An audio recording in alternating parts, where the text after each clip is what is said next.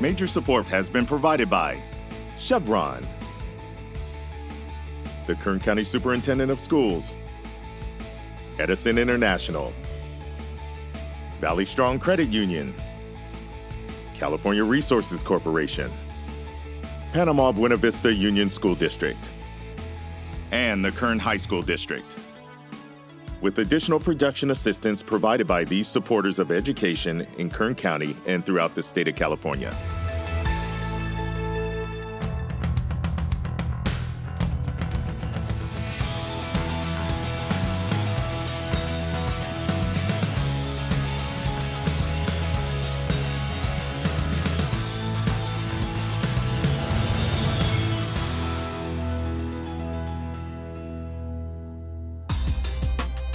We're here today with the Bakersfield Police Department. It's training day. I'm joined right now by Detective Joe Woods. Joe, thanks for having us today. Appreciate you guys coming. Thank you. Busy day here. Lots going on. Tell us about it. So, in an average training week, we try to incorporate all sorts of levels of training from bomb squad via the robots and actual bomb squad practices. But then one of the funner ones is we get to be involved in explosive breaching. The point of explosive breaching is to basically assist more tactical units like the SWAT team with making explosive breach into any type of structure to help facilitate the apprehension of the suspect or make an entry in general. So there's a place you got to get into. You can't get in just by knocking and opening your door. Sometimes you got to go a little bit of a step further. Yeah, there are some ways you can manually breach a door, but sometimes if we assume that it's a more hasteful situation, we need to get in there now, this is the most effective way to get inside. So we've got a little bit of a sampling here as far as some of the tools that you might utilize. Walk us through what we're looking at here. Sure, so every member of the bomb squad goes through certification to be licensed as an explosive breacher. When you are licensed, then you can go through the actual process of creating an explosive charge to defeat whatever your obstacle is going to be. In most situations, it's a front door. We can make all different types of charges, from linear shape charges to tamp and push charges to cutting charges. What you see here in front of you is just a linear strip charge. It's designed to go on the door, hinge side, and upon detonation, we'll basically cut the door from top to bottom, allowing it to fall inward. Really the job is to make the entry points easier to get through into with as little damage as possible. That's correct. But if it's necessary, it's necessary. Well, the goal is to use as little amount of explosive as possible to defeat it. We don't want to overdo it and blow this door to smithereens. We want just use enough to cut it down so it falls inward and doesn't hurt anybody involved. Now that requires a little bit of estimation and calculation, and we'll talk a little bit about that later on in a further segment. Tell us a little bit about some of the other tools that we have here. Okay, so what you'll see here is the actual strip charge itself. It consists of 7 feet of PETN, which is a type of explosive that is commonly used by our team. It's in the shape of a string or a deck cord, as we call it. It by itself is safe. This is a tactical firing assembly, which will be utilized to cap into the charge itself for detonation. It allows 40 feet of lead time to get away from the charge so we can be at a safe distance. We would then use an actual initiator, which would plug into the tactical firing assembly and actually cause detonation of the device itself.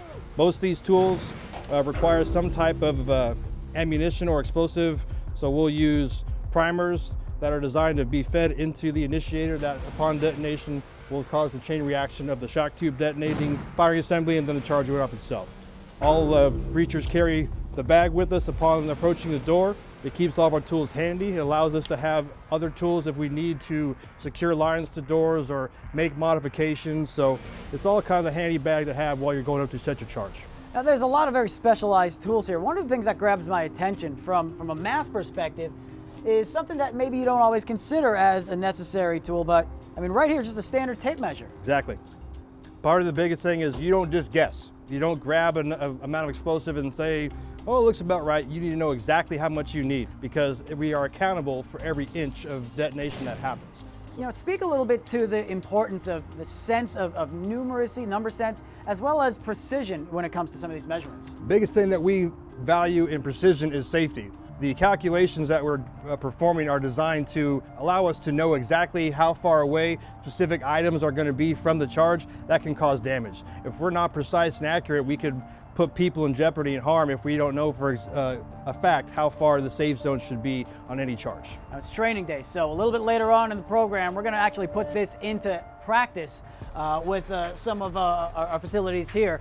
Coming up in our next segment, we're actually going to walk through the preparation, talk a little bit about some of the calculations, some of the reference materials, some of the units that you utilize, and some of the actual process that some of the students watching today are actually learning about in their classroom at the moment. So we're going to be able to tie all of that together coming up a little bit later on. Back here with the Bakersfield Police Department. It's training day, but that also means it's planning day. Back here with Detective Joe Woods. We're getting ready for our big door breach practice. Yep. And one of the things we were talking about earlier is the stages of planning and reference as far as how you'd calculate exactly how much of what material to use, not just for the task at hand, but also for the impact that that might have around that. So walk us through some of the considerations that you may need to plan for. Okay, so like I mentioned earlier, the biggest consideration is safety. And also on our department, it's accountability. If I'm gonna make a charge that's gonna explode, I need to know exactly how much material I'm going to detonate. And because of knowing how much I have, I can then calculate what the effects of that charge are gonna be. And we have formulas and we have sheets that we complete for our superiors and show them exactly what's going to happen when this charge goes off, so they can be more comfortable making their decision about whether or not they're going to let us do it or not. There's a few materials that we were looking at before that help with this to kind of work it out. So let's talk a little bit about the calculation worksheet. Yeah. One of the terms we're going to see quite a bit is an abbreviation, PSI. Walk us through PSI, what that means, and how that affects some of the decisions that you'd make. Well, PSI is for pounds per square inch, and the idea of understanding the PSI pressure as it relates to the national equivalent of TNT is the explosion creates a amount of pressure that extends away from the breach point. So having the exact measurements down can help us know exactly how far we're going to be from what items, and then we can reference a graph to know what's going to cause damage based on what PSI.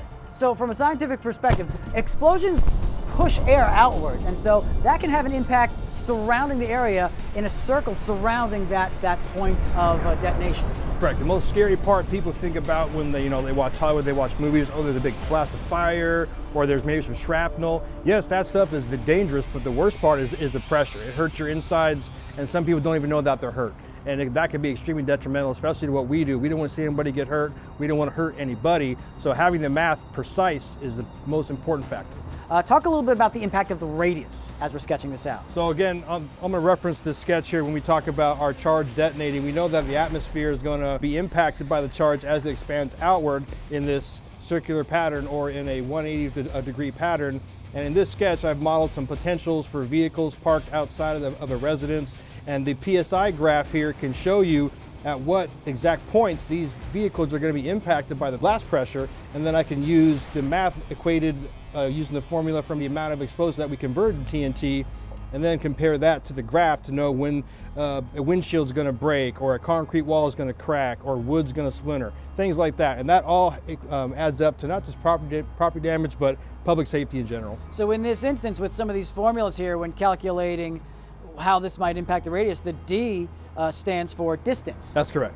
And so in calculating the pounds per square inch, we're able to use that as a variable with a constant here. In this case, it'd be 0.46. So in this case, what does 0.46 represent? So 0.46 is going to be the PSI value on distance for actually TNT. So we take the amount of explosive we have. Now we have explosive in our strip charge here. Our actual det cord is explosive.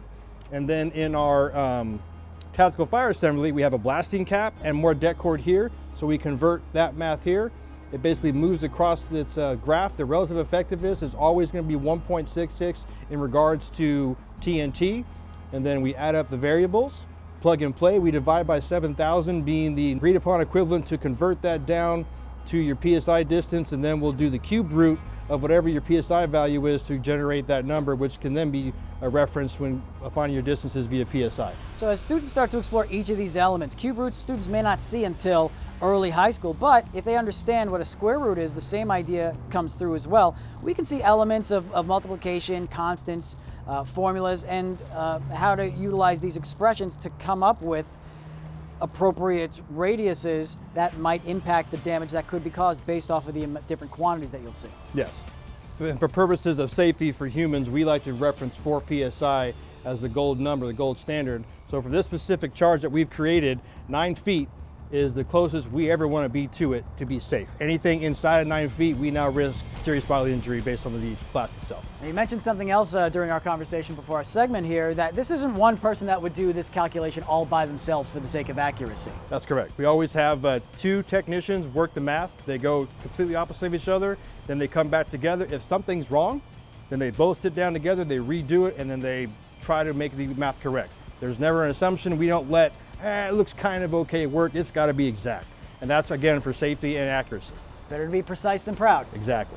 So when we come back, we're going to put all this into practice. We're going to translate it into real action. And this might be some of the most action-packed segments that we're going to have in Do the Math history.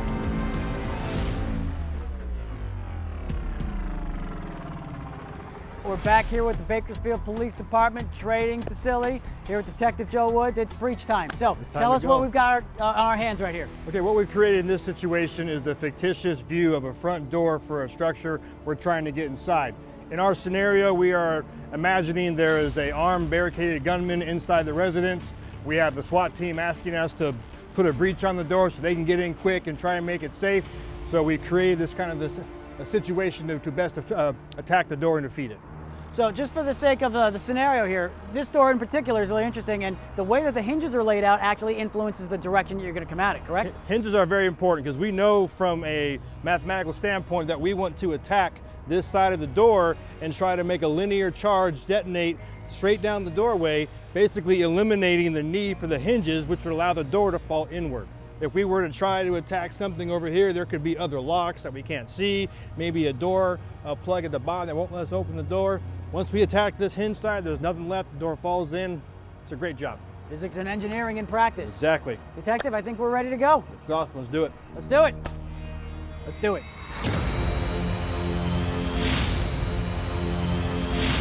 All right, Detective, walk us through what we're seeing here. So you're seeing a SWAT operator approach the door. Behind him is the technician assigned to the breach. He's peeling the tape off the back and he's applying the breach to the door. It's very important that he gets that precise, straight, and accurate all the way down to the bottom, not leaving any gaps on top or bottom, because we want to ensure that the blast is clean from the top all the way to the bottom. Now he's pulling out the actual tactical firing assembly and capping into the charge. This is basically the leash that gets us away from the charge itself so we can detonate safely. Once it's capped in, he's going to actually put some of the line under the foot of that operator, and that's so he can run the line safely against the wall out of the way, because we don't want to see anybody get caught up and trip and tangle on this line. Then the operators are clearly moving away from the door. And the reason why they take that lethal coverage is because when we apply the charge to the door, we still don't know if that armed gunman is going to come out and potentially want to engage in a gunfight.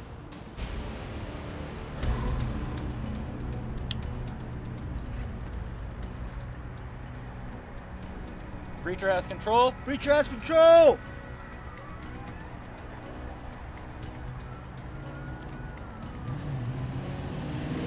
Breacher in 5, 4, 3, 2.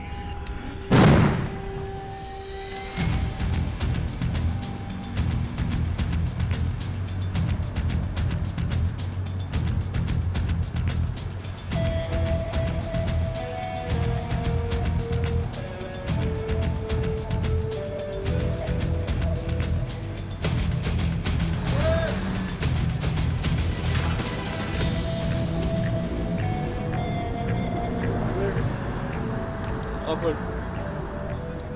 Detective, look what we did.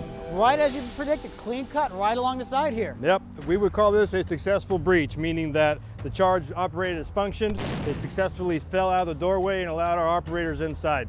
There are times that the charge won't do what's necessary, that's a negative breach, but that's why the math has to be precise for this exact reason. So there's a lot going on here. Somebody watching at home might be curious as far as how to get involved in this process. So what are the types of things they should start to consider or thinking about now, and what does that path generally look like? Well, typically speaking, to be on the bomb squad of the police department, you first have to be an officer.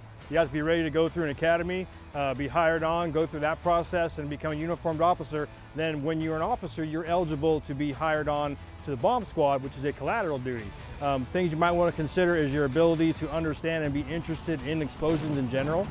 Things you might want to also consider is your strength. The equipment we get involved with can be very heavy. The suits we wear are very heavy.